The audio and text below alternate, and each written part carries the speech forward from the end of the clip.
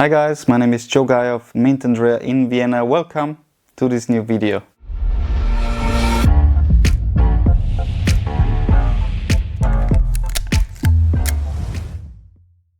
Right from the start, please like, comment, share and subscribe to our channel. Help us grow the channel. It would help us a lot and we would appreciate it a lot. So a quick teaser what it's going to be about in this video. We will talk about what is vintage for us, what makes a camera vintage, basically how the pricing is done, how the rating is done in our office, and what makes the camera special, or how can the price be increased on different factors like provenance and so on. We'll show you through the shop with a few examples how we do it, how we rate it, and guide you through our process. What makes a camera a vintage camera in our view? In my personal view, it started with consumer digital cameras at the beginning of the 2000s, I would say. Of course, there are some digital cameras which are also considered vintage, but our main focus is on analog, classic,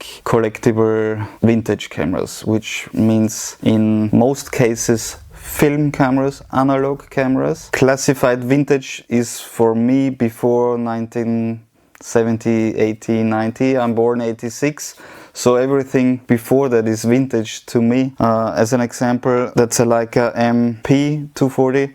That's not a vintage camera to me, but the lens on Summicron 35 f2 here is from the 1960s, a classic vintage lens. Same counts approximately for this Voigtländer Besser camera here from the early 2000s. Could be considered already a vintage analog camera because it's no longer in production, but to me that's a more a modern classic than a vintage camera.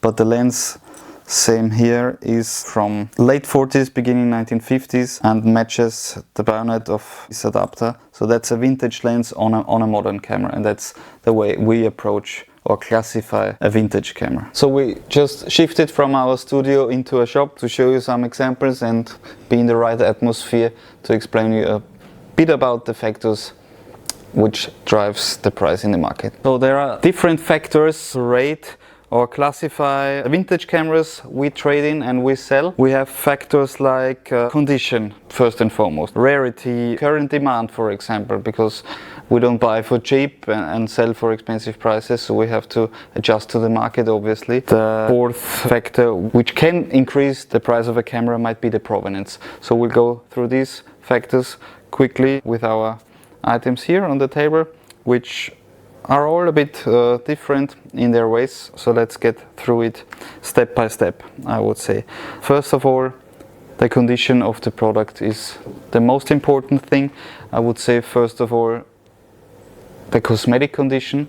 The mechanical, technical condition is second. You can repair most mechanical cameras and get them into working condition, but you can't polish a camera like a watch. You can change certain parts, obviously. Then the question is it still original or not? So we take care in what we offer or buy that it's in the best possible condition.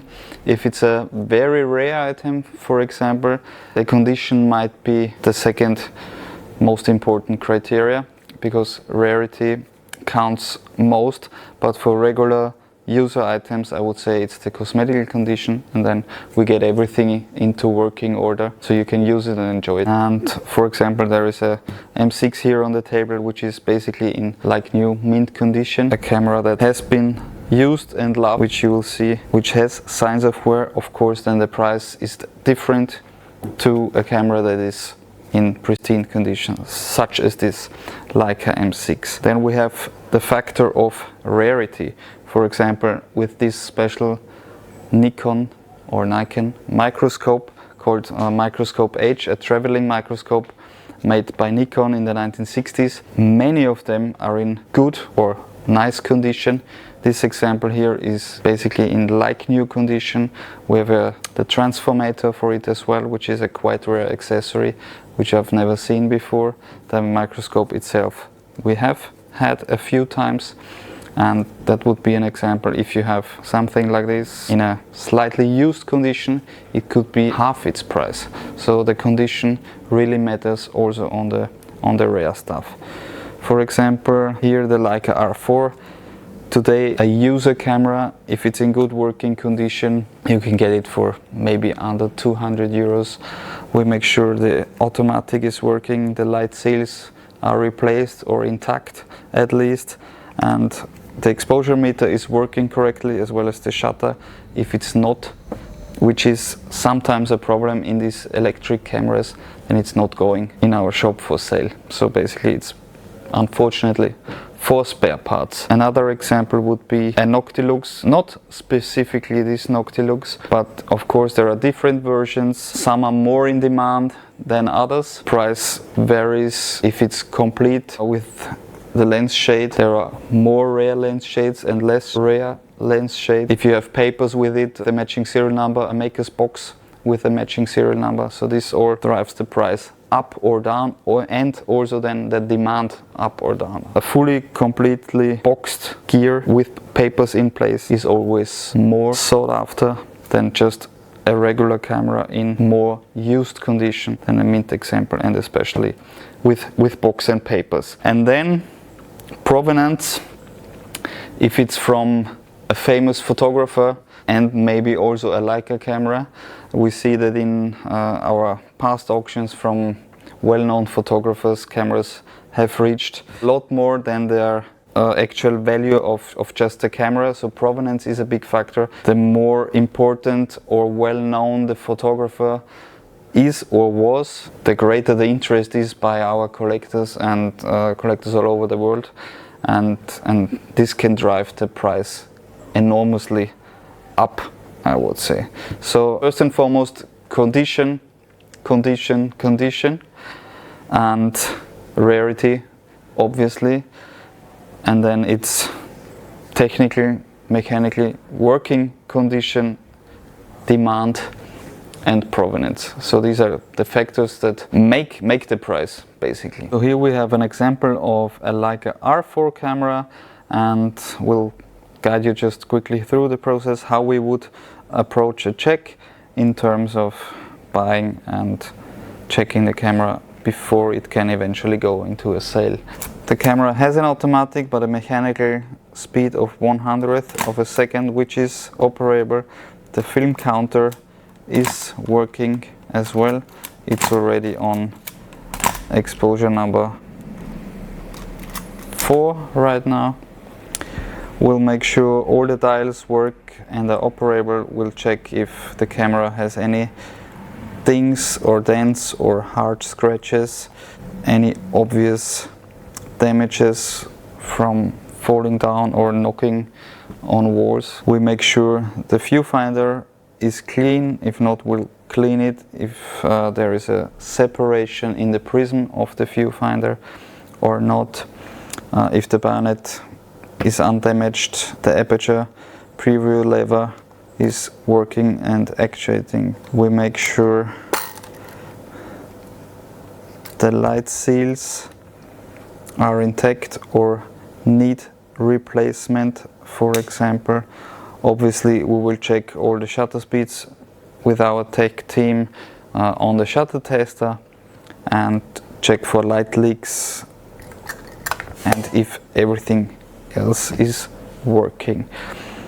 In this case, the automatic on this Leica R4 is unfortunately not working and the meter is off, so this camera will not make it into our web shop.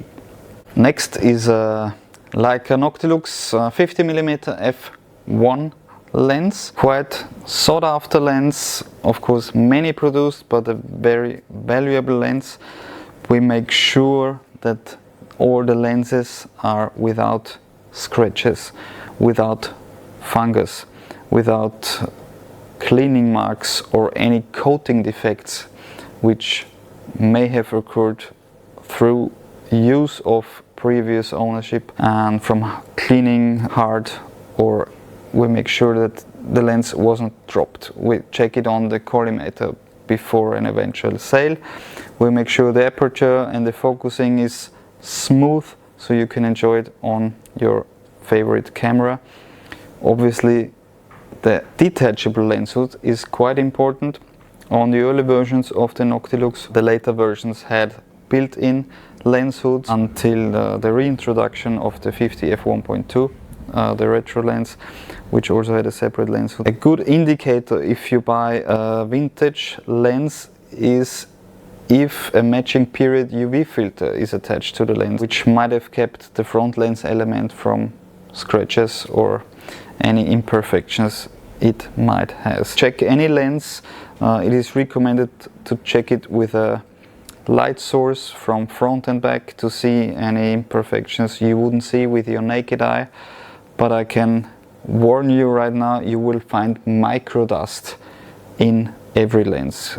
We inspected brand new lenses also from the well-known brand here and found more dust in brand new lenses than in vintage lenses which have never been cleaned. So don't worry about any microdust particles you might find in any lens. They won't affect the image quality. Look out for scratches, for mold, fungus, or for a possible lens separation where the glued lenses elements separate from each other and the glue gets visible. So watch out for that. If everything else is fine, get the lens. Vintage Leica 3 from the early 1930s.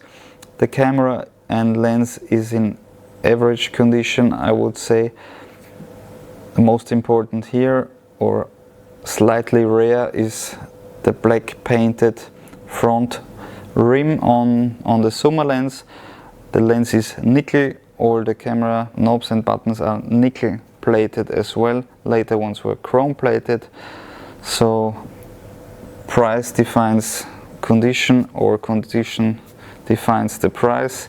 If the camera would be all mint, it would be probably 3 times its value, because it's so rare in any mint, in a mint condition or close to mint condition, than an average condition camera. An example for giving a price range, an approximate price range in our or through our condition rating, if you want to sell your camera, is obviously condition. And a very nice example is the Leica M6. It's a well-known camera and sought after on the market today for users and collectors, because there are so many limited editions as well.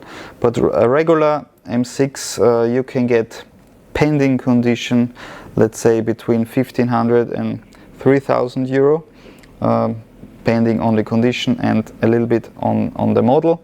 But here we have a clean camera in chrome, an early Wetzlar camera in close to mint condition, which is priced around the 2,500 euro price point. And this M6 is currently in the rating process. Because of its condition, we would rate it probably in a B- or C condition. We will make sure it's fully operable, but because of the demand, the price would be around that 1,600-1,700 euro price point currently. Thanks for watching.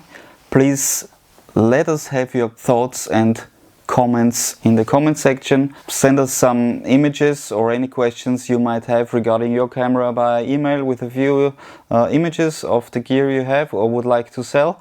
We're happy to give you a quote and do a rating and explain it in detail. We would be happy if you check out our website, our blog for further informations. Check the Instagram channel. We have some promotions currently. Check out the information for our 10th anniversary this year. On September 21st we will have a little party in the shop. Please say hi and stop by and let us know if you have any questions.